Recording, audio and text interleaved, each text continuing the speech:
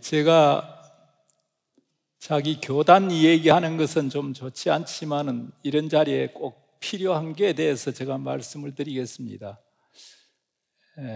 한국에서는 장로교 중에서도 가장 보수파인 고신파 출신입니다. 들어보셨습니까? 고신? 잘 모르죠.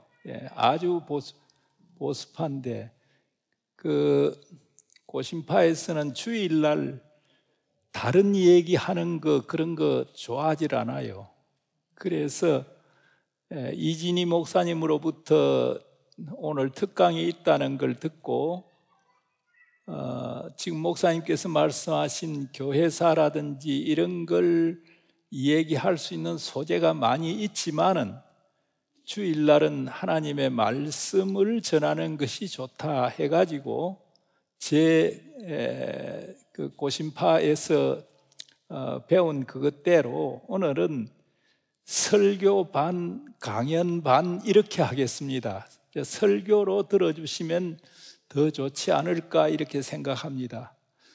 제목은 우리 가운데 있는 하나님의 나라 이렇게 하고 성경 본문은 누가복음 17장 20절에서 21절 말씀이 되겠습니다.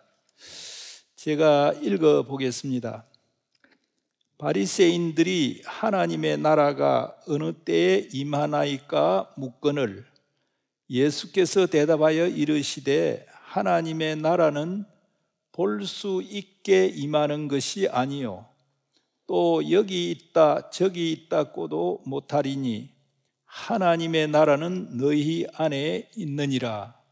이 말씀 가지고 우리 가운데 있는 하나님의 나라라는 제목으로 또 이것을 통해서 혹시 이런 문제에 고민한 학생들이 있다면 조금 도움이 되었으면 합니다. 크리스찬으로서 이 세상에 살면서 자칫 놓치기 쉬운 것이 있습니다. 이 세상에 사는 삶의 의미가 무엇인가 하는 문제입니다. 여러분들 이런 데 대한 고민을 해보셨습니까? 그런 문제들은 흔히 생각하기를 철학자들이나 인생에 대해서 근원적인 고민을 하는 분들이나 갖는 것으로 생각하기 쉽습니다. 요즘같이 고민할 것이 많은 그런 세상에서 그런 고민을 그러니까 인생이 뭐냐, 인생의 의미가 뭐냐라고 하는 걸 말한다는 것은 그게 불필요한 것 아니냐 하는 생각을 할 수 있습니다. 삶을 고민한다고 해서 문제가 해결되는 것이 아니니까 아예 고민을 하지 말자는 그런 분들도 있습니다. 그러나 그리스도인들은 생의 의미에 대해서 고민하지 않을 수 없습니다. 내가 이 땅에 존재한다는 것부터가 아주 신기한 겁니다. 내가 이 땅에 태어나게 된 것이 우연이 아닙니다. 그렇듯이 매일매일의 삶도 우연일 수가 없습니다. 우리의 태어남과 삶이 우연이 아니라면 또 만약에 그것이 우연이라면 우리의 인간됨 자체가 매우 서글프게 될 수밖에 없습니다. 기독교 신앙은 인간인 나의 매일의 삶이 하나님과 연결되어 있다는 그런 자각을 가져야만 가치가 부여됩니다. 그런 만큼 하루하루의 삶이 하나님과의 관계를 떠나서는 우리에게는 의미가 없습니다. 우리가 인간으로 태어나고 생을 영위하는 것이 우연이 아니라 나를 향하신 하나님의 거대한 계획 속에서 이루어지고 있음을 우리는 믿습니다.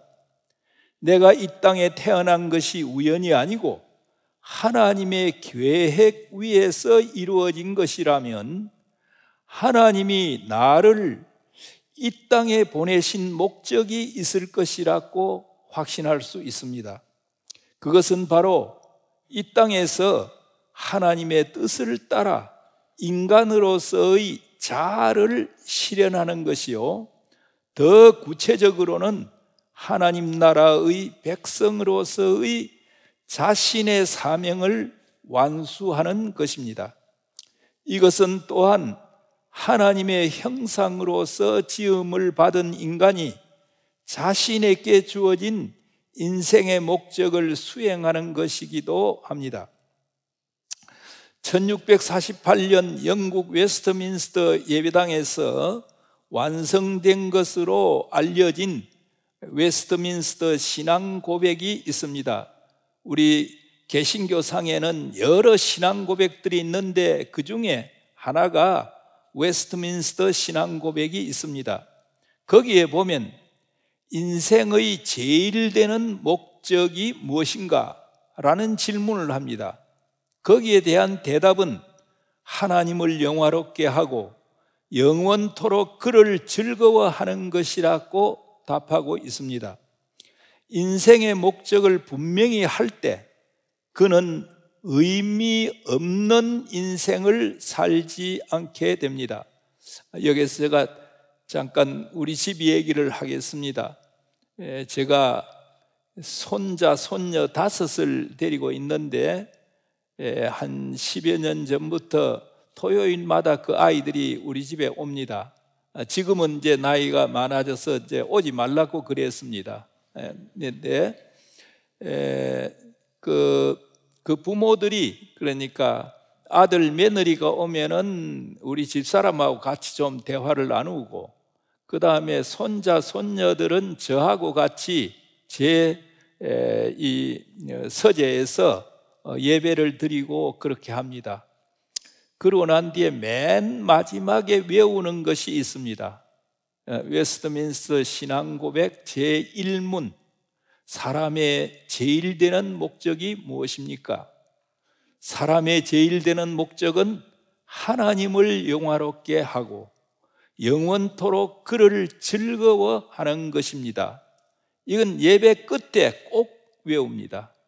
나는 그 아이들이 이 목적, 인생의 목적만 분명히 하고 있다면 그 아이들이 무슨 일을 하든 어디에 가든 하나님의 자녀로서 잘 살 수 있을 것이라는 그런 확신이 있기 때문에 예배 끝에는 꼭 이 말씀을 외우는 걸로 참 그 예배를 끝냈습니다. 오늘 저는 여러분들에게 이 얘기를 하고 싶은 것입니다. 목적이 있는 분명한 삶을 살아야 한다. 그러면 목적이 뭐냐 할 때 가장 분명하게 이 얘기해 놓은 것이 이 웨스트민스터 신앙 고백 제1조입니다. 하나님을 영화롭게, 인생의 제일 되는 목적, 여러 가지 목적이 있는데 제일 되는 목적은 하나님을 영화롭게 하고 그를 영원토록 즐거워하는 것이다. 그를 즐겁게 해드리는 것이 아니라 하나님을 보고 우리가 즐거워한다, 이런 얘기입니다. 그것이 인생의 제일 되는 목적이다라고 이렇게 가르치고 있다는 것입니다.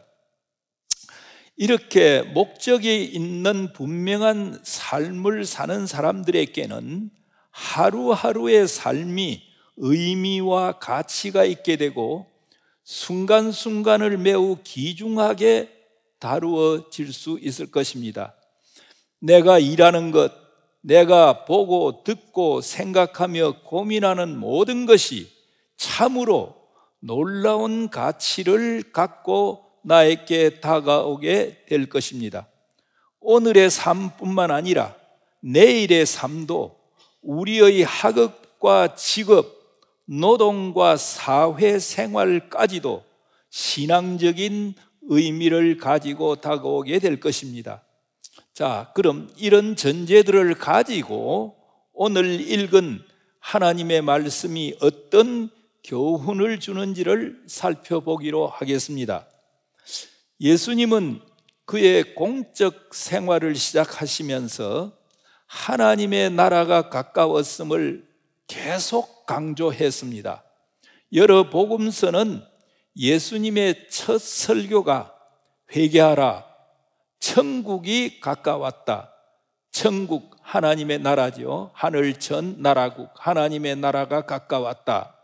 또 다른 곳에 보면 때가 찼고 하나님 나라가 가까웠으니 회개하고 복음을 믿으라, 이렇게 말씀하신 것으로 전하고 있습니다. 그의 설교는 바로 하나님의 나라를 선포하는 데서 시작하고 있습니다. 그의 공생애를 보면 맨 처음 하는 얘기가 하나님의 나라 선포였습니다.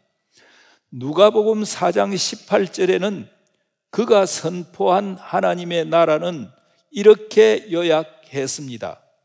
가난한 사람들에게 주는 기쁜 소식인데, 포로된 자에게 자유를 주고, 하나님의 나라는 눈먼 자에게 다시 보게 함을 주고, 그리고 억눌린 자에게 주의 은혜의 해를 선포하는 것이라고 누가복음 4장 18절에 예수님께서 이 말씀을 하셨습니다.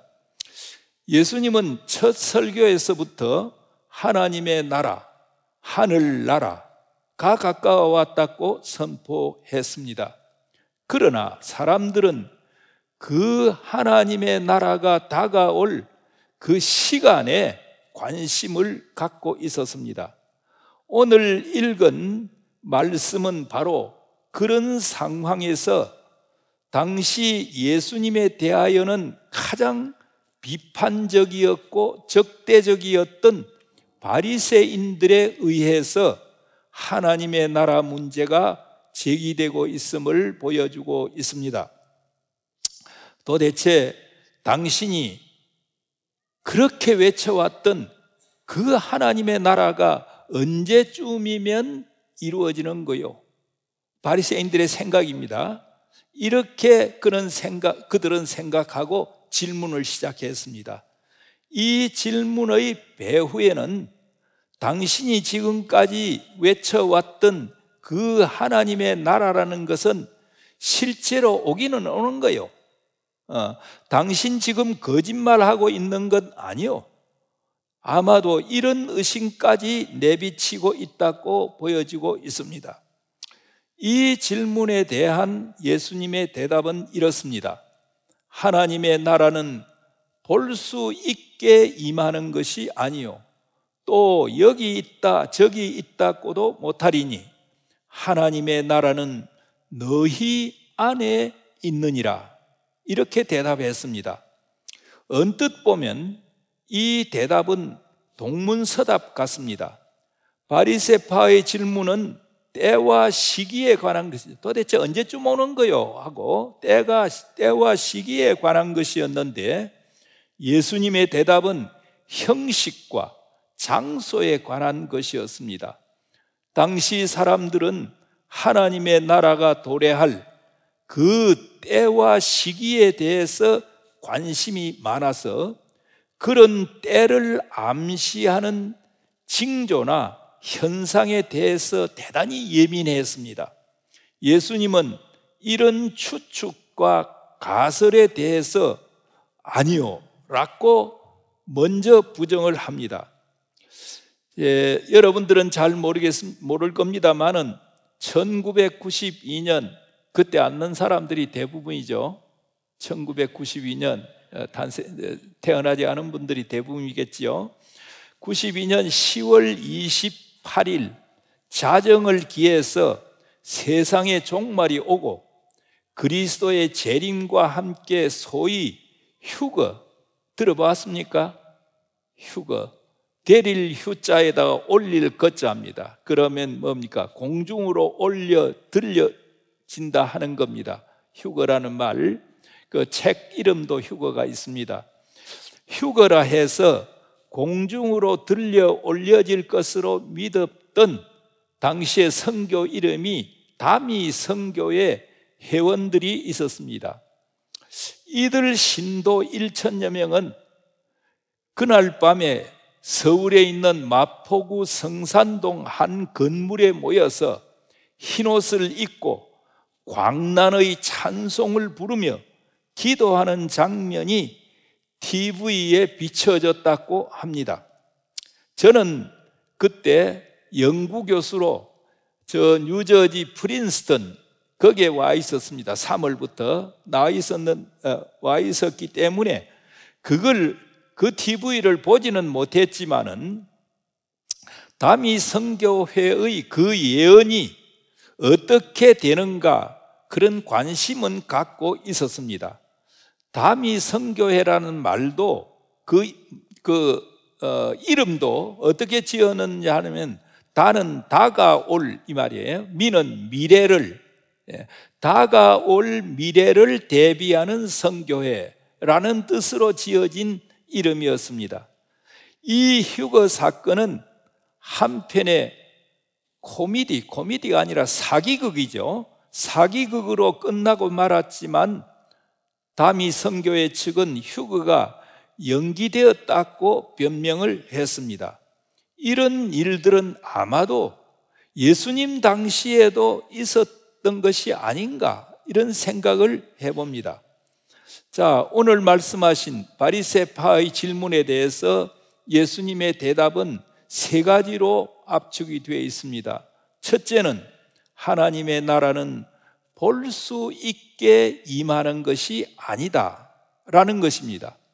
어떤 분은 하나님의 나라가 영적이고 신령한 세계이기 때문에 우리 육신의 눈으로 볼 수 없다는 뜻으로 이 말을 해석하고, 또 어떤 분은 하나님의 나라가 점진적으로 이루어지기 때문에 바리새인들의 기대와 같이 혁명적인 모습으로 보이지는 않는다고 해석하고 있습니다.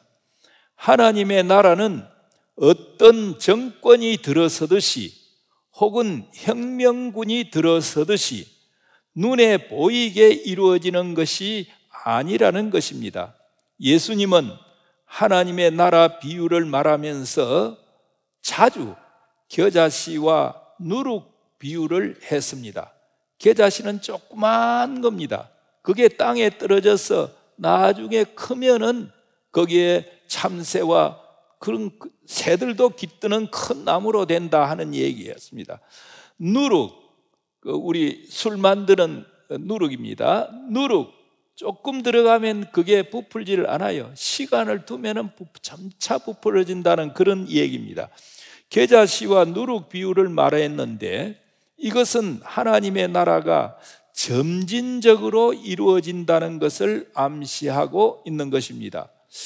대답의 둘째 말, 하나님의 나라는 여기 있다, 저기 있다고도 할 수 없다, 이렇게 말씀했습니다. 미혹자들이 자신들의 이해관계와 일치시켜서 하나님의 나라와 하나님의 구원을 역설해 왔음을 우리는 보아왔고, 지금도 소위 이단이라고 하는 측들에 의해서 이런 유혹들이 굉장히 많습니다. 앞서 언급한 다미 선교회의 경우도 휴거를 미끼로 거짓을 퍼뜨린 사기꾼들이었습니다. 우리 교회에 와야만 구원받는다고 외치는 자들이 아직도 있습니다. 사입이 이단일수록 자신들만이 하나님의 구원을 약속한다고 강조합니다. 그러나 예수님은 단연코 이를 거부했습니다. 하나님의 나라는 볼 수 있게 임하는 것이 아니기 때문에 여기 있다, 저기 있다 하고 유혹하거나 아전인수격으로 말할 수 없다는 것입니다. 이 대답이 예수님 대답의 셋째, 이것이 핵심입니다. 그의 대답의 핵심이 마지막으로 나옵니다. 하나님의 나라는 너희 안에 있다는 말씀입니다. 이것은 너희 안에 이미 현존적으로 와 있다는 말씀입니다. 여기서 먼저 너희 안에 있다는 이 뜻을 정확하게 이해할 필요가 있습니다. 너희 안에라는 말로 번역된 히랍어 원문은 뭘로 되어 있냐면 엔토스 휴몬이라는 말로 되어 있습니다. 이걸 정확하게 번역하면 너희들 가운데 라는 말로 해석이 됩니다. 엔토스 휴먼, 이건 너희들 가운데라는 말로 해석해야 합니다. 여기서 너희들 할 적에 너희는 2인칭 단수가 아니고 복수입니다. 그렇기 때문에 너희가 아니라 너희들이 된다는 겁니다. 나라를 혼자서 세울 수 없듯이 하나님의 나라, 즉 천국도 개인이 혼자서 만들 수 없다는 것입니다. 그래서 하나님 나라는 공동체 개념입니다. 한국 교회의 경우 너희 아니라는 말을 너희 마음속으로 이해한 경우도 있었습니다. 그렇게 함으로 하나님의 나라는 우리 또는 나의 마음속에 이루어진다고 보았습니다. 한국에서 즐겨 부르는 찬송 438장 내 영혼이 은총 입어 라는 그 찬송이 있습니다. 그 찬송 밑에 보면은 보통 찬송을 짓는 사람이 그 밑에 거기에 보면은 그 제목 밑에 성경 구절이 있습니다. 여러분들이 한번 보십시오. 그 성경 구절 가운데 몇 장 몇 절을 근거로 해서 이 찬송가 가사를 만들었다, 그런 얘기입니다. 성경 구절을 보면은 오늘 읽은 이 말씀입니다. 누가복음 17장 21절이라고 했습니다. 그리고 찬송의 제목 밑에 하나님의 나라는 너희 안에 있느니라, 이렇게 제목 밑에 그렇게 쓰여져 있습니다. 그런데 이 찬송 2절을 보면은 이런 말이 있습니다. 주의 얼굴 뵙기 전에 멀리 뵈던 하늘나라 내 마음속에 이루어지니 날로 날로 가깝도다. 한번 같이 불러볼까요? 같이 불러볼까요? 주의 얼굴 뵙기 전에 멀리 뵈던 하늘나라 내 마음속에 이루어지니 날로 날로 가깝도다. 할렐루야 찬양하세. 내 모든 죄 사함받고 주 예수와 동행하니 그 어디나 하늘나라. 이 가사는 2절 가지고 얘기합니다. 이 가사는 하나님의 나라가 내 마음속에 이루어지고 있다는 것으로 이해했던 한 성도의 고백으로 보아야 할 것입니다. 그러나 지금 해석했듯이 너희 아니란 말은 내 마음속이 아닙니다.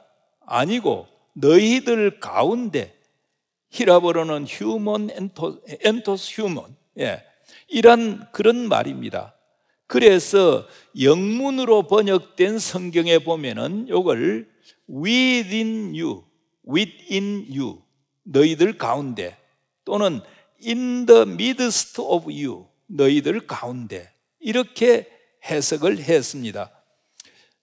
보통 우리가 영문 성경 보는 거는 NIV를 그러지만은 NRSV라고 해서 N, New, R, Revised, S, Standard 버전, 그 좀 번역이 좀 어렵습니다. 어렵게 되어 있지만은 상당히 표준적에 가까운 그런 성경 번역입니다. 거기에는 실제적으로 하나님의 나라는, 제가 번역을 해서 얘기합니다. 하나님의 나라는 너희 가운데 존재한다 라고 하는 걸로 그 밑에다가 주석을 붙여 놨습니다. 결국 이 귀절은 하나님의 나라는 너희들 가운데 혹은 우리들 가운데 있다는 것입니다. 여기서 매튜 헬리라고 하는 아주 유명한 주석가가 있습니다. 신학자로서 그의 다음 주석에 주목하게 됩니다. 즉 하나님의 나라는 저들의 외적인 환경을 바꾸기보다 저들의 마음과 삶을 바꾸는 것이다. 그렇게 되면 전에 세상과 짝하여 세상이 주던 젖을 먹던 그들이 그것을 끊음으로 교만과 허영과 정욕에 사로잡혔던 삶이 겸손과 진정과 경건한 삶으로 바뀔 것이다 라고 주석을 달았습니다. 하나님의 나라는 너희 마음에 있는 것이, 마음 안에 있는 것이 아니라 너희들 가운데 있습니다. 언제 그 나라가 임할 것인지 궁금해하는 많은 사람들은 이미 그들 가운데 임한 것을 모르고 장차 임할 것으로만 생각하고 있는 것입니다. 이것이 바리새인들의 질문에 대한 예수님의 대답의 핵심 요지였습니다.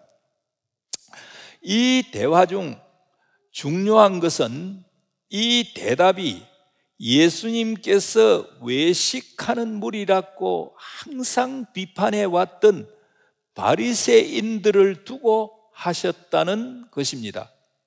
하나님의 나라가 너희 안에 있다는 그 대답, 물론 질문도 바리새인들이 했습니다마는 대답을 하실 적에 질문한 사람들을 향해서 하나님의 나라가 바로 너희 안에 있어 이렇게 대답했습니다. 바로 그 점을 예수님이 바리새인들을 두고, 다른 제자들 물론 옆에 있었겠죠, 바리새인들을 두고 항상 그를 비판하고 비난하고 올무를 걸고 하는 그 바리새인들을 두고 천명하셨던 것입니다. 예수님은 바리새인들을 두고 어떻게 말했습니까? 외식하는 무리, 겉을 꾸미는 무리, 회칠한 무덤 같은 놈들, 이런 식으로 비난을 하셨는데, 따라서 하나님의 나라가 너희 안에 있다는 말씀은 바로 그 비난의 대상이었던 바리새인들 가운데 이미 하나님의 나라가 있다고 말씀하신 것이나 다름없습니다. 예수님이 이런 말씀을 하실 때 바리새인들 주변에는 제자들과 군중들이 있었습니다. 그러니까 예수님은 하나님의 나라는 바리새인들 뿐만 아니라 그 제자들과 그 군중들 가운데 있다는 것을 선포했다고 할 수 있습니다. 이것은 무엇을 의미하며 또 어떻게 이런 것이 가능하겠습니까? 이를 두고 한 주석가는 이렇게 말했습니다.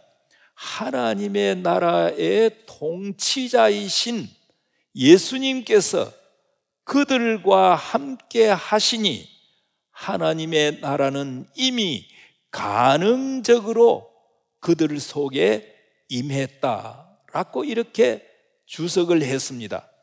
나는 이 주석, 이 해석이 굉장히 중요하다고 생각합니다. 이 주석에 따르면은 하나님의 나라의 주인공이신 예수님이 그들과 같이 계시는 곳, 그곳이 바로 하나님의 나라라고 하는 뜻이 되는 것입니다. 하나님이 같이 하신다는 의미는 하나님의 뜻이 이루어지는 곳, 그리고 하나님의 통치를 받아들이는 곳, 그것을 의미하는 것입니다. 그래서 하나님의 나라가 너희 안에 있다는 이 예수님의 말씀은 하나님 나라의 주인이신 예수님이 같이 하시는 곳, 하나님의 통치가 이루어지는 곳이라는 것을 말해주는 것입니다. 결국 오늘 읽은 성경에서 언급한 하나님의 나라는 하나님 나라의 통치자이신 예수님이 계신 곳이요, 그의 통치가 실현되는 곳이라고 말할 수 있습니다. 그런 점에서 우리는 1930년 한국 감리교회가 제정한 교리적 선언이 있습니다. 8개 조가 있는데 지금도 그때 것과는 좀 달라졌습니다만은 지금도 8개 조가 있어요. 감리교회 교리적 선언이 1930년은 우리 한국 감리교회에서 북감리회와 남감리회, 미국의 남감리회, 북감리가 있는데 선교를 각각 따로 했습니다. 따로 했다가 교회를 세우고 난 뒤에 남감리회가 북감리회가 합쳐가지고 하나의 총회, 하나의 연회를 만들 때입니다. 만드는 해입니다. 만드는 그 해에 감리교, 그러니까 기독교 조선 감리회 교리적 선언이라고 하는 걸 8항으로 만들었습니다. 그런데 그 7째 항에 언급한 그 천국이라고 하는 곳에 주목하게 됩니다. 그게 뭐라고 했느냐? 우리는 하나님의 뜻이 실현된 인류 사회가 천국임을 믿는다 라고 했습니다. 나중에 제가 설명을 좀 하겠습니다마는 이게 우리 한국 감리교회가 다른 장로교보다도 얼마나 진보적이고 선진적인 그런 해안을 갖고 있었는가 하는 걸 보여주는 겁니다. 나중에 제가 얘기하겠는데 세계 복음주의라고 하는 사람들이 하나님의 나라를 얘기할 적에 하나님의 나라는 피한적이면서 차한적이다.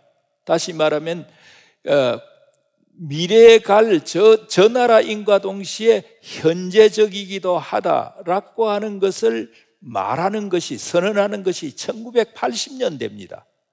그런데 우리 한국 감리교회에서는 1930년에 이걸 지금 얘기하고 있습니다. 대단히 선진적인 해안이라고 말하지 않을 수가 없습니다. 우리는 하나님의 뜻이 실현된 인류 사회가 천국 하나님의 나라, 하늘나라임을 믿는다고 했습니다. 1930년 일제 지배하에서 흑암이 드리운 캄캄한 그곳에서 우리의 믿음의 선조들은 하나님이 통치하시는 밝고 밝은 그 하나님의 나라를 바라보았던 것입니다. 옳은 설언이요 정확한 고백이라고 할 수 있습니다. 조금 더 정리하겠습니다.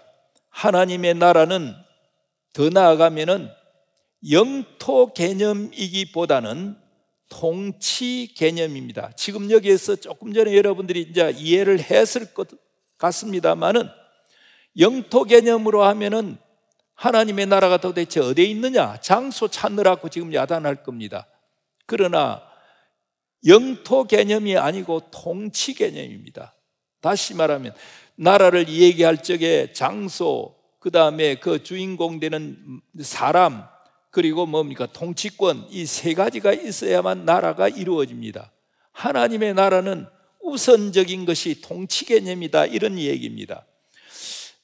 신약 성경에 나타난 나라, 그 히랍어로 하면 바실레이아라고 하는 말을 쓰고 있습니다. 이거는 영토를 뜻하는 말이 아니고 통치를 뜻하는 말입니다.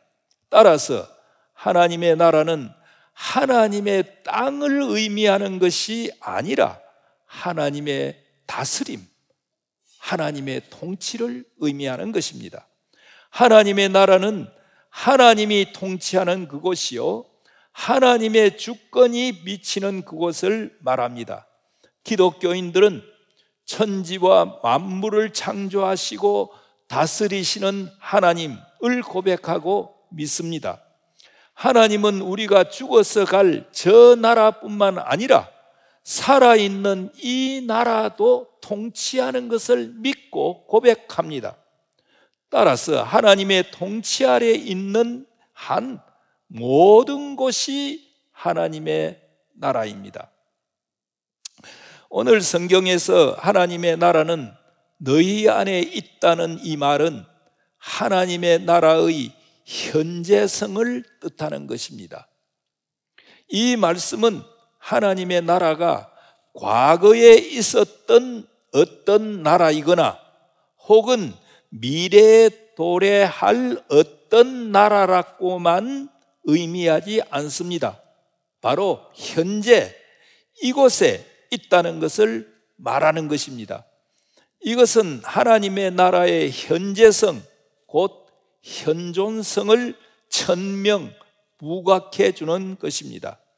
과거 우리는 하나님의 나라를 죽어서 갈 저 나라로만 이해했습니다.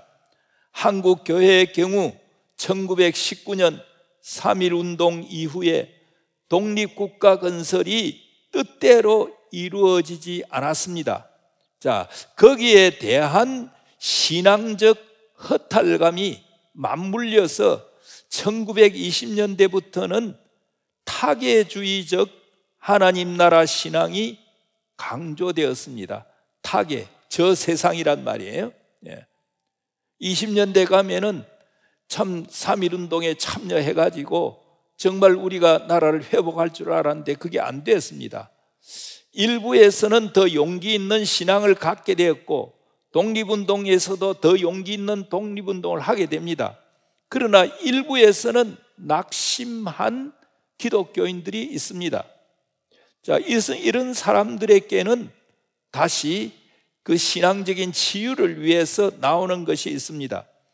그때 요한계시록에 입각해서 길선주 목사 등의 부흥운동가들은 죽어서 갈 하나님의 나라, 즉 천국을 강조함으로써 현세의 허탈감을 극복하도록 기독교 신앙을 유도했습니다. 그 대표적인 분으로 지금 길선주 목사, 이분은 33인 가운데 한 분입니다. 길선주 목사는 33인 가운데 기독교 대표 16사람, 그 16사람 가운데 한 분이 길선주 목사로서, 그분은 3.1운동 대표로서 재판을 받고 그 다음에 감옥에 가서 감옥살이를 했습니다. 감옥살이 하는 동안에 요한계시록 이거를 한 10,000번 읽었다 그래요. 그러면 뭐 아마 거의 외울 겁니다. 만독을 했다 그러니까. 그리고 이분이 나와서 새 요한계시록의 주제가 가장 중요한 뜻이 뭡니까? 새하늘 새 땅입니다. 새하늘과 새 땅. 그 새하늘과 새 땅을 강조하면서 그것이 어디에서 이루어지느냐? 그건 바로 이 땅에서가 아니라 죽어서 갈 저 나라에서 이루어진다 하는 걸 강조함으로써 당시 실망하고 있는 기독교인들에게 실망하지 말아라, 예수 잘 믿으면 우리가 죽어서 저 천당 간다 하는 것을 아주 강조를 했습니다. 어제 제가 세미나 시간에도 조금 얘기를 했습니다마는 이 길선주 목사와 쌍벽을 이루다시피 한 분 가운데 대표적인 분으로서는 예수, 천당 이것을 강조한 최봉석 목사라고 하는 분이 있었습니다. 이분의 전도 메시지는 두 마디입니다. 그냥 예수 천당이에요. 예수 천당. 자, 이렇게 했지만은 이러한 그 예수 천당이란 말이 그 당시에 굉장한 파워를 갖고 있었습니다. 그래서 그분이 세운 교회만 하더라도 100개가 넘습니다. 최봉석 목사가. 그래서 다들 그분에게 벼로를 지어줬습니다. 권능이라고 벼로를 지어, 권능, 파워. 영문의 선교사들이 써난 글에 보더라도 그 다음에 권능, KWOLLUNG, 권능 해놓고 그게 서양말로 무슨 말인지 모르니까 옆에다가 파워, 영어로 파워 이렇게 써놨습니다. 최권능 목사 같은 분이 당시에 있었습니다. 이런 시대 풍조는 하나님의 나라를 죽어서 갈 저 천당으로만 이해토록 했습니다. 여러분들, 천당하고 천국하고 같은 말이죠. 같은 말이죠. 그런데 천국 할 적에 국은 뭡니까? 나라 국자죠. 천당 할 적에 당은 뭡니까? 집당이에요. 자, 그리 되면은 천당 하면은 하늘나라에 있는 자기 집을 말하는 거고, 천국 하면 하늘나라 자체를 말합니다. 어느 게 더 쓰는 게 좋겠습니까, 여러분들? 개인주의적으로 생각하면 천당이죠. 예? 그러나 우리는 천당 대신에 천국이란 말을 쓰는 게 좋습니다. 천국. 예. 좀 큰 데를 가는 게 낫지 않아요? 조그만 집에 가는 것보다. 그렇지 않아요? 예. 예. 여하튼 1930년대 40년대 일제의 기독교 박해가 있을 때, 그리고 그 뒤에 남북 분단이 이루어지고 또 6.25 전란이 사변이 일어나게 되고, 이렇게 됐을 적에 한국 기독교들의 교도들의 신앙이 상당히 염세주의적이 되었습니다. 그리고 또 몰 역사주의적인 것으로 만들어 버렸습니다. 그래서 신앙을 현재 생활에 실천하는 것이라기보다는 오히려 관념적이고 추상적으로 만들어 버렸습니다. 그리고 더 확실하게 보장시켜 준다는 것이 뭘로? 미래에 죽어서 천당 가는 걸로 이렇게 만들어 버렸습니다. 그러니까 20년대 시리에 빠져서 자기 나라를 지금 잃어버린 데 대해서 찾지를 못하니까 시리에 빠진 사람들을 위로하기 위해서, 그러니까 예수 천당 이걸 강조했는데, 30년대 40년대 신사참배로 인해서 일제의 탄압이 극악하게 되니까 더 뭡니까? 하늘나라에 대한 소망을 갖게 되었고, 그 뒤에 분단이 오고 6.25 때 여러분들 그 비참한 걸 말을 못합니다. 저는 6.25가 나던 해 초등학교 6학년이었습니다. 저 집이 저 남쪽인데 거기까지 북한 인민군이 들어왔어요. 그걸 다 체험을 한 사람입니다. 했는데, 이런 사람들에게 염세적이고 세상이 구찮고 이런데 예수 믿어서 뭐 하는 거요? 천당 가는 거요. 그러니까 예수 천당 신앙이 50년대까지 우리 한국 기독교회를 지배하고 있었다고 말할 수 있습니다. 그러나 오늘의 말씀은 하나님 나라가 예수님과 같이 있는 바로 그 현재임을 강조하고 있습니다. 이것은 장차 우리가 돌아갈 하나님의 나라임과 동시에 현재 우리가 발딛고 있는 이 땅도 하나님의 뜻이 이루어지고 하나님의 통치가 이루어진다면은 바로 그 하나님의 나라라는 것입니다. 그걸 강조하고 있습니다. 그래서 하나님의 나라는 이 땅에서 이미 시작이 되었습니다. 그러나 이것은 아직 완성된 것은 아닙니다. 그래서 흔히 영어로 already, 이미 이루어졌다. 그러나 not yet, 아직도 완성된 것은 아니다. 이렇게 얘기를 하고 있습니다. 1983년 미국 일리노이 주에서 열린 국제복음주의 연맹 주최의 국제회의 결의문이 나왔습니다. 거기에서 어떤 걸 선언했느냐 하면, 하나님의 나라가 현재와 미래, 사회와 개인 모두에 해당된다 라고 선언했습니다.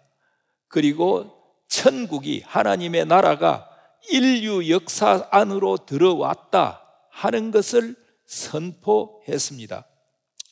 이에 앞서서 1974년에 발표된 세계 복음주의자들의 신앙의 새 헌장과도 같은 로잔 언약이라고 하는 것이 있습니다. 여러분들 들어봤는지 모르겠습니다. 로잔 언약,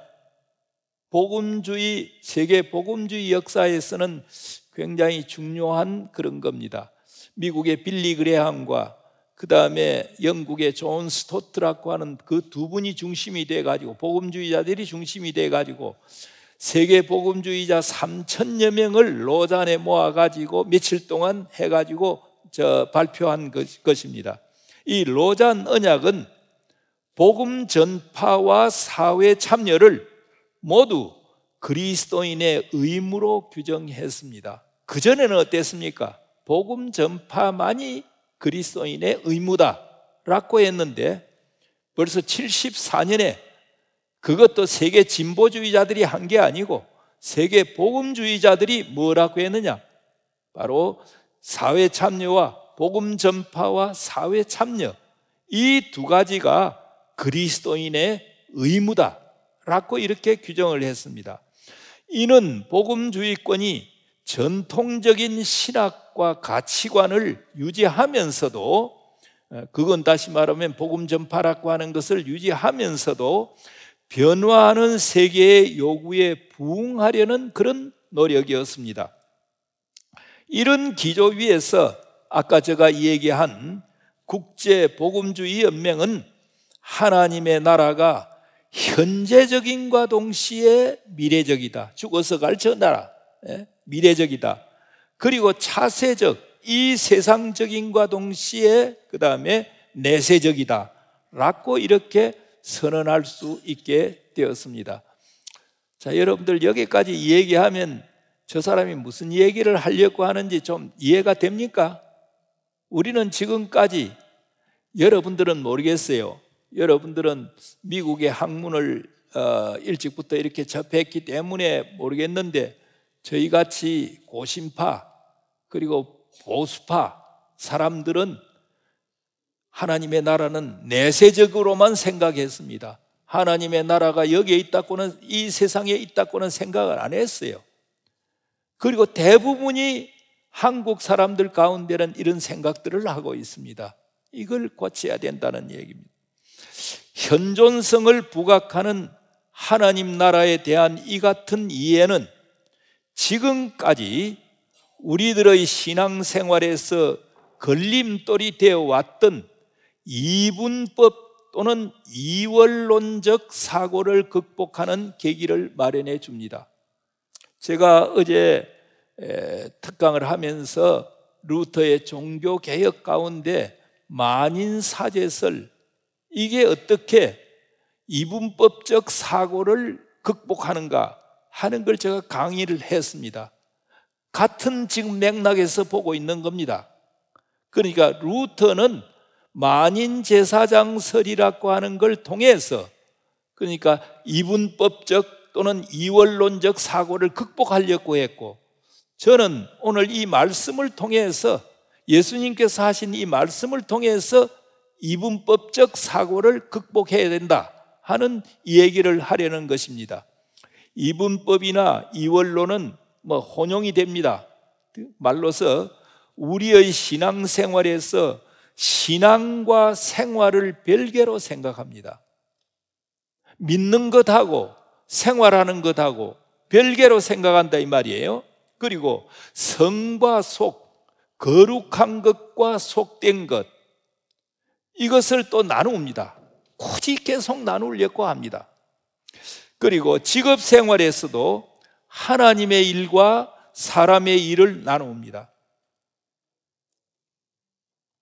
여러분들은 그렇게 생각하지 않겠지만은 우리 세대만 하더라도 하나님의 일은 뭐냐? 성경 보고 전도하고 예배 보고 그 다음에 공부를 하더라도 신학 공부를 하고 그 다음에 선교를 하고, 이런 거는 하나님의 일이고, 내같이 역사를 공부하고 역사학 교수가 되고 다른 직업 생활을 하고 주부가 가정 생활을 하고, 이건 하나님의 일과 관계없는 걸로 얘기가 되었습니다. 여러분들은 그렇게 생각하지 않습니까? 여러분들은 그렇게 생각하지 않습니까? 이걸 타파해야 된다는 것입니다. 이걸 타파해야 된다는 것입니다. 신학 공부가 하나님의 일이듯이 물리, 화학 공부도 하나님의 일이다. 여기 지금 보스턴 같이 아마 미국에서 가장 지성이 높은 곳이니까 대학 그걸로 봐서 그럼 세계에서 가장 지성이 높은 곳이라고 할 수 있습니다.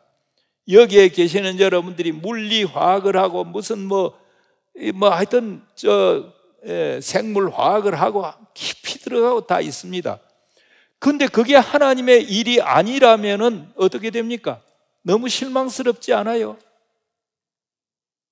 하나님의 광대한 나라에서는 목사님도 필요하고 신학 공부도 필요하고 그 다음에 집사도 필요하고 장로도 필요하고 전도하는 일도 필요합니다. 마찬가지로 하나님의 그 광대한 세계에서는 역사학도 필요하고 물리학도 필요하고 목사님이 필요한 것만큼 뭡니까? 노동자가 필요한 거예요. 하나님의 나라에서는. 그걸 우리가 확신을 가져야 된다는 거예요. 여러분들에게 내가 이분법을 깨뜨려야 된다 하는 이유는 바로 거기에 있습니다.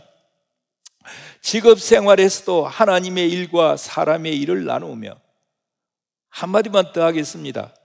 그러면 왜 직업 생활을 하느냐? 옛날식으로 하면 이렇습니다. 하나님의 일은 예비당에 나가고 전도하고 이런 일인데, 그 다음 왜 직업 생활을 하느냐? 직업 생활을 해야만 내 육체를 보존할 수 있고 그 육체가 내 영혼을 통해서 하나님을 찬양하고 그런 걸 할 수 있기 때문에 그 수단으로서 직업 생활을 한다. 그럼 직업 생활 자체는 이게 하나님의 일이냐 아니냐 하는 거 전혀 관계없어요. 이건 세속적인 일이다. 옛날 얘기입니다. 이런 식으로 받아. 그러니까 조금 더 따져보세요. 만약에 여러분들이 세상의 직업이나 또는 세상의 소위 일을 열심히 할 그때는 이런 말까지 했습니다. 세상 일은 마귀의 일이다. 마귀의 일이기 때문에, 그러니까 우리가 그 마귀의 일에 억지로 들어가는 것은 왜 그러느냐? 그래야만 육체를 보존할 수 있고 육체가 보존되어야만 우리 깨끗한 영혼을 가지고 하나님을 찬양하기 때문에 그렇다. 이런 식으로 얼버무려 가지고 그냥 가르쳤습니다. 의미가 없는 거죠. 여기에서 우리는 그게 그렇지 않다라고 하는 걸 이제 성속 이분법을 타파하는 데서 이게 가능하다는 것입니다. 모든 것이 하나님의 일이다. 모든 것이 하나님의 영광을 위해서 일해야 된다 하는 이 확신을 가져야만 여러분들이 물리학을 하거나 생물학을 하거나 역사학을 하거나 확신을 갖고 일을 할 수가 있습니다. 더 나아가서는 정치 문제와 관련해서도 정교 분리, 즉 정치와 종교를 분리하는 것을 강요하는 일련의 이념적 편협성까지 이르게 된 것이 사실입니다. 지금까지 한국 기독교계에서 하나님 나라를 미래의 천당으로만 보아오면서 우리가 사는 이 세상은 속세요, 마귀의 나라로만 치부해 왔던 것도 이런 이원론적 신앙의 결과라고 할 수가 있습니다. 앞서도 얘기했습니다마는 우리가 사는 이 세상이 마귀의 나라라고 한다면, 우리가 하는 세속적 직업이 마귀의 것이라고 한다면, 그리고 하나님의 나라인 마귀의 나라인 한에서는 이 세상의 삶의 의미를 하나님 나라와 관련 지을 수가 없게 됩니다. 그렇게 하면은 이 마귀의 나라에서 자신의 일과 학문, 전공과 직업에 충성할 필요가 있겠는가 하는 질문이 나옵니다. 그럴 필요가 없어집니다. 이 세상에서 자기의 학문과 전공, 직업에 충실할수록 어떻게 됩니까? 결국 마귀 좋아하는 일을 하는 것이다. 이런 역설이 가능하게 된다는 것입니다. 이원론적인 신앙은 이렇게 무서운 결과를 가져올 수가 있습니다. 여기서 시작된 이원론적 신앙은 인간관계에서나 직업관 등에서 역시 이분법적 사고를 갖게 했습니다. 살아있는 인간을 영혼과 육체로 구분했습니다. 나아가서는 영혼이 하는 일과 세속적인 일이 구분되었습니다. 대체로 예배 보고 성경 읽고 기도하며 전도 선교하는 일은 하나님의 일이라고 간주되었고, 그 밖의 일은 세속적인 일, 무가치한 일로 이렇게 치부가 되었습니다. 공부를 해도 아까도 말씀드렸습니다마는 신학 공부를 하면 하나님의 일, 거룩한 일이고, 다른 공부와 연구는 사람의 것, 세속적인 것으로 간주되었습니다. 그런 세속적인 일은 인간의 육체적인 생명을 유지하기 위한 수단으로서의 의미만 있었고, 그것 자체가 하나님께 영광 돌리고 하나님의 나라를 건설하고 확장해 간다는 적극적인 의미를 가질 수가 없었습니다. 그러나 분명히 말하지만 이분법적인 인간관, 이원론적인 직업관, 이것은 성경적이 아닙니다. 그것은 어제 마틴 루터가 만인 제사장서를 통해서도 공격하고 타파하려고 했던 것입니다. 하나님의 나라가 현재의 이 세상과 미래가 구분되지 않듯이 학문과 전공, 노동이나 직업도 그것 자체로서는 하나님의 것과 세속적인 것이 구분되지 않습니다. 이 점은 종교개혁자들이 소명과 직업을 일치시켜 준 데에서도 이미 보여주었습니다. 어제 조금 제가 설명을 했습니다. 그들은 영어에서 말하는 calling, 부르다라는 그 부름, calling이란 말과 독일어의 베루프, 부름, 명사화입니다. 베루프라는 단어에서 소명, 즉 부르심이라는 의미를 발견해냈습니다. call 하는 것이 뭡니까? 부르다라니까. 이것과 동시에 이런, 그러니까 부르심 또는 소명, 이 말과 동시에 거기에는 당시에 이미 직업이라는 의미도 똑같이 사용하고 있었습니다. 중요한 것은 어떠한 일이든 하나님의 통치와 간섭을 받아 하나님의 방법으로 하느냐 않느냐 하는 것이 중요합니다. 하나님의 방법으로 하면 가사, 집안에서 일하는 것도 하나님의 일이요, 하나님께 영광이 되는 것이지만, 하나님의 방법으로 하지 않는다면 우리의 일상생활이나 교회에서 드리는 예배와 하나님의 일이라는 그런 선교 활동도 어떤 의미에서는 저주받을 일이 될 수밖에 없습니다. 한국에는 언제부터인가 인구의 4분의 1이 기독 신자라는 그 소문들이 있었습니다. 이 사회 상층부로 가면, 우리나라 사회 상층부로 가면 기독교인들이 많이 지배하고 있습니다. 한때는 대통령이 교회 장로라고 했습니다. 그러니 더 말할 거 뭐 있습니까? 김영삼 대통령도 장로였고 이명박 대통령도 장로였습니다. 또 이승만 박사도 장로였습니다. 그러나 그들의 하는 일에서 하나님의 자녀로서의 냄새가 전혀 나지 않았습니다. 신앙과 생활이 일치하지 않기 때문입니다. 4분의 1에 해당하는 기독교인들이 자신들이 맡은 자리에서 신앙과 생활을 일치시켜 생활했더라면, 다시 말하면 하나님 나라 운동을 그곳에서, 그 현장에서 펴왔더라면 우리 사회는 오늘의 이런 공경, 부패에 처하게 되지는 않았을 것입니다. 그러나 수백만의 기독교인이 있더라도 이분법적 생활을 해왔기 때문에 사회를 기독교화하는 데는 실패하고 말았습니다. 하나님 나라 확장 운동에는 실패했다는 그런 의미가 되겠습니다. 하나님의 나라에는 그의 통치를 받는 백성이 있습니다. 그리스도인들이죠. 그리스도인들은 하나님 나라의 백성입니다. 하나님 나라의 백성은 그 백성답게 가져야 할 도덕률, 즉 가치관이 있습니다. 이것은 부패된 인간들이 갖는 가치관과는 다릅니다. 그 몇 가지만 보겠습니다. 우선 소유관을 보십시다.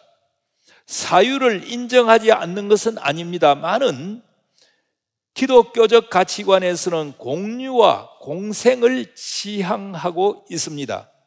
중요한 것은 소유를 하나님의 위탁물로 생각하고, 그 다음에 소유자는, 그것을 소유한 사람은 청직이라고 하는 그런 이 신앙적 관념입니다. 우리의 재산과 지식, 그리고 자식과 그 다음에 재능, 기회와 또 기회 같은 것은 하나님께서 우리에게 관리하라고 맡긴 것입니다. 주인은 하나님이십니다. 따라서 우리는 우리에게 맡겨진 재능과 기회와 지혜와 재물과 소유를 주인이신 하나님의 뜻을 따라 써야 할 것입니다. 지배관입니다. 세상 권세자들이 하는 것처럼 힘과 지위와 권위로 다스리는 것이 기독교적 그 지배관은 아닙니다. 예수님이 보여주신 것처럼 자신을 희생하고 봉사함으로 지배하는 그런 섬김의 자세가 바로 기독교적 지배관이라고 할 수 있습니다.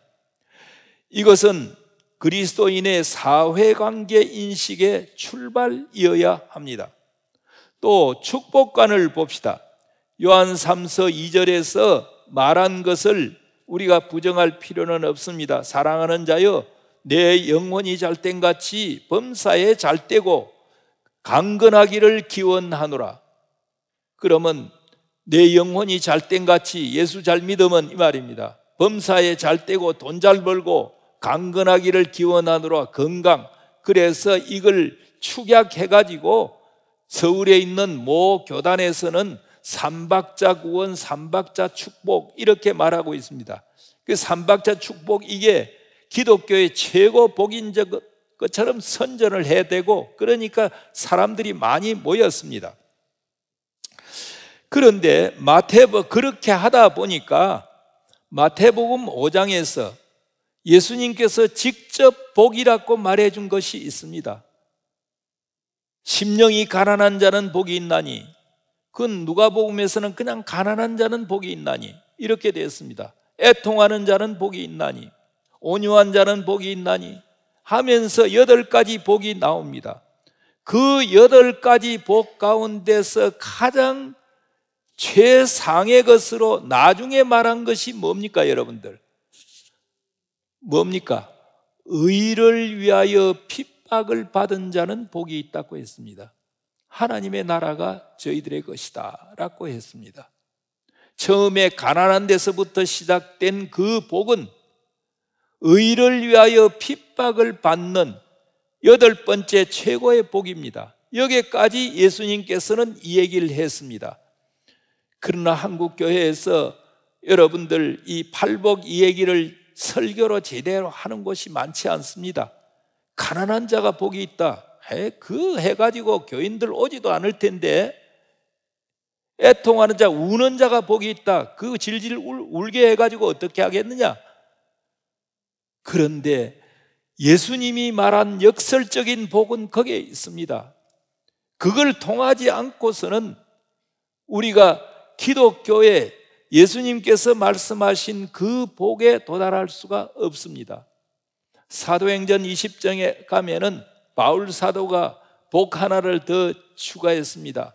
우리 주 예수께서 친히 말씀하신 바, 이건 마태마가 누가 요한복음에는 안 나오는 겁니다. 안 나오는 건데 바울이 그거를 인용을 했습니다. 주 예수께서 친히 말씀하신 바 뭐요? 주는 것이 받는 것보다 복이 있다. 기독교의 복이 이겁니다, 여러분들. 그런데 이 복을 우리가 얘기를 하질 않아요. 자, 다 주면은 쫄딱 망할 것 같지요? 아닙니다. 다 주면은 뭡니까? 만유를 소유하고 계시는 그 하나님께서 잘 주는 그 사람에게 뭡니까? 야, 너 참 잘 주구나. 그래, 더 줄 수 있도록 그에게 차고 넘치도록 주십니다. 이걸 믿는 것이 기독교입니다. 여러분들 그대로 한번 지금부터 한번 생활해 보십시오. 여하튼 예수님께서 말씀하신 그 팔복이 우리의 복이 되어야 합니다.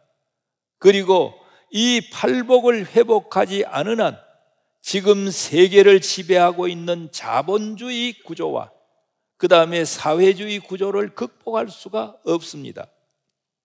하나님의 나라를 확장하는 일은 전도와 선교로 보통 이해하고 있습니다. 그러나 그 못지않게 중요한 확장 사업도 있습니다. 그것은 우리 생활의 구체적인 영역 속에서 하나님이 통치자이심을 확인하고 그 통치 아래에서 우리가 활동하는 것입니다. 우리의 연구와 직업, 사고와 행동 속에 하나님의 통치를 드러내는 것이야말로 하나님의 나라의 중요한 확장 사업입니다. 여기에서 비로소 우리의 지상 생활에 기독교적 의미가 살아날 수 있습니다. 맨 첫 질문으로 이제 돌아가는 것입니다. 여기에서 비로소 우리의 지상 생활, 날마다의 생활에 기독교적 의미가 살아날 수 있는 것입니다. 나아가 사회를 기독교적 가치관으로 전환시키는 방향이 설정이 되고 그리스도인의 성장, 증가와 비례되는 하나님의 나라가 이루어질 것입니다. 결론을 맺겠습니다. 우리가 사는 세상이 의롭고 공평한 사회라면 하나님의 자녀로 살겠다는 결단은 사회 속에서도 무리 없이 용납되고 지지받을 것입니다. 그러나 우리가 살아가는 이 세상은 하나님을 등진 욕망과 자랑이 주도하는 그런 사회입니다. 따라서 하나님 자녀의 정체성을 지키는 일은 이 세상의 주류 가치 및 지배 질서와 긴장과 갈등을 필연적으로 유발하게 되어 있습니다. 바벨론 제국이 비정복민인 유다 포로들을 그냥 내버려 두지 않고 그들에게 바벨론화 되기를 강요했듯이 이 세상의 지배적 가치와 문화는 그 안에 사는 개인들을 부단하게 규정하고 지배하며 체제에 순응하는 개인으로 변질시키려고 합니다. 바빌론이 그렇게 했다는 건 여러분들 잘 아시지 않습니까? 다니엘과 그 친구들이 바빌론 궁중에 느부갓네살 궁중에 갔을 적에 그들이 먹는 산의 진미로 먹였습니다. 다시 말하면 바빌론 궁중의 음식으로서, 음식 문화로서 유대에서 자란, 그러니까 하나님 나라 백성을 자기들 사람으로 이렇게 만들려고 했습니다. 거기에 저항하고 나선 게 누굽니까? 다니엘과 그 세 친구들입니다. 그걸 극복함으로써 뒷날 다니엘이 그 사회에서도 유대교적인 하나님적인 정체성을 가지고 그 사회에서 뚜렷한 존재로 나타날 수 있었던 것입니다. TV 광고나 신문기사, 동시대 사람들이 사는 모습에 무방비로 우리가 노출이 됩니다. 이렇게 노출될 때 그런 지배적 가치와 질서에 무심결에 편승하기 쉽습니다. 7년 직장 생활에서 33평 아파트 사는 법, 우리 한국의 청년들 목표가 그렇죠. 예. 그리고 30일간 15kg 빼는 다이어트 비법, 이것도 또 있죠. 예. 등의 슬로건에 자주 노출되면 그런 광고가 그려내는 세상 질서에 순응하는 개인으로 변화간다는 것입니다.